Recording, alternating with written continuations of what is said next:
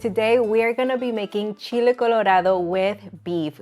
We're making this rich red sauce composed of some of Mexico's, or may I say a couple of Mexico's top dried peppers. It is a stew that screams comfort and Mexican tradition. First thing we're gonna do is lightly toast the dried peppers, but first I'm gonna preheat the comal to medium-low heat. And we're gonna be using 2 anchos and 8 chiles guajillos. I've already removed the seeds and the stems. A few seeds in there are completely okay. While toasting, make sure you flip those chiles continuously to prevent them from burning. If that comal is too hot, feel free to lower the heat because we don't want them to burn. As soon as you can smell them, take them off the heat. Depending on the heat, this can take a few seconds. I'd say maybe like 10. It's almost like they wake up during this process. I'm gonna take these over to the sink, rinse them, then soak them in 4 cups of low sodium beef broth for about 5 to 10 minutes or until they are super soft. Grab a small skillet, heat it over medium-low heat, and we are going to toast a teaspoon of whole cumin seeds, 4 whole cloves. These are tiny. Move them around.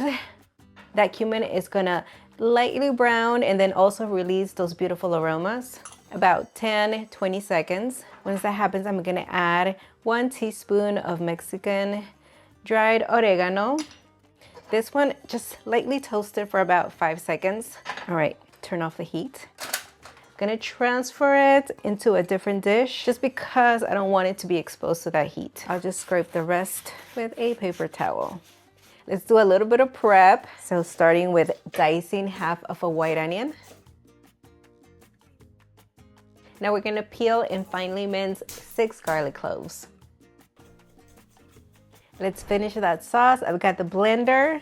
Pour in all of that broth and the dried chiles, the toasted spices, and we're gonna blend it until it is completely smooth. You can strain if you need to. I've got a beautiful 3-pound piece of beef boneless chuck roast.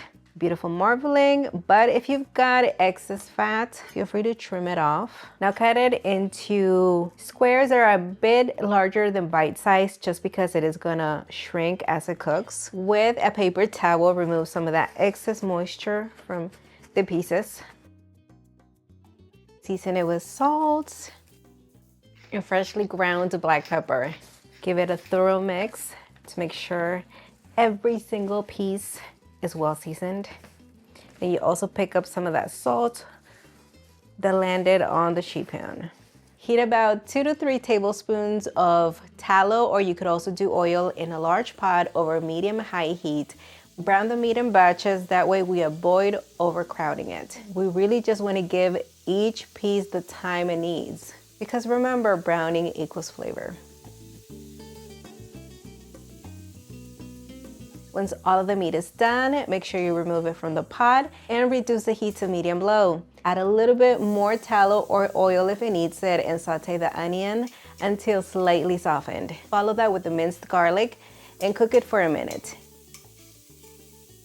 Return all of the meat back into the pot. Add the remaining 1 cup of beef broth, the chile sauce, and 3 bay leaves. I brought this up to a gentle simmer over medium heat just because the sauce is a little bit thick, so I don't want to go up to medium-high and then have a ton of splatter all around me. Now I'm going to lower the heat to medium-low, and we're going to keep it there. We're going to let it cook for 45 minutes covered. Cook for another 45 minutes uncovered or until the sauce thickens and the meat is super tender. Look, I've already set up my plate. I've got frijoles de la olla with crumbled queso fresco, a fresh salad. We're gonna do some dressing. It's ready to go. Let's finish the chile colorado and eat salt to taste. The sauce is nice and thick.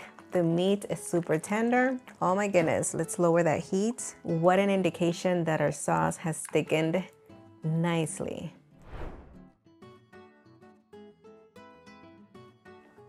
Oh my goodness, Nelson. Let's go.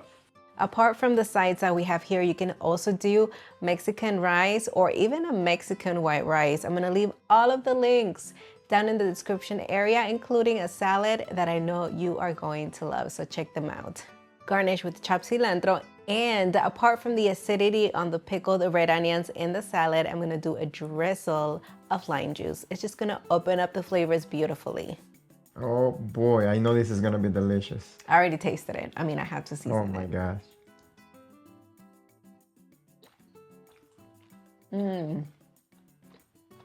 Wow.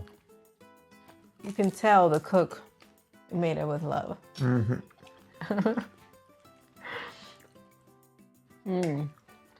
I just love the guajillo flavor. Nice and thick, tons of flavor, smokiness. And that ancho, I have to say, if I love dried peppers, but I think guajillo and ancho have to be like my favorite combo. Ancho is slightly sweet, it doesn't overpower, but it's got that sweetness. Guajillo is just mild and he pairs perfectly with so many other peppers. I mean, they're just beautiful. They are a beautiful base for the sauce. Nelson's got his corn tortillas on the side, so go for that as well.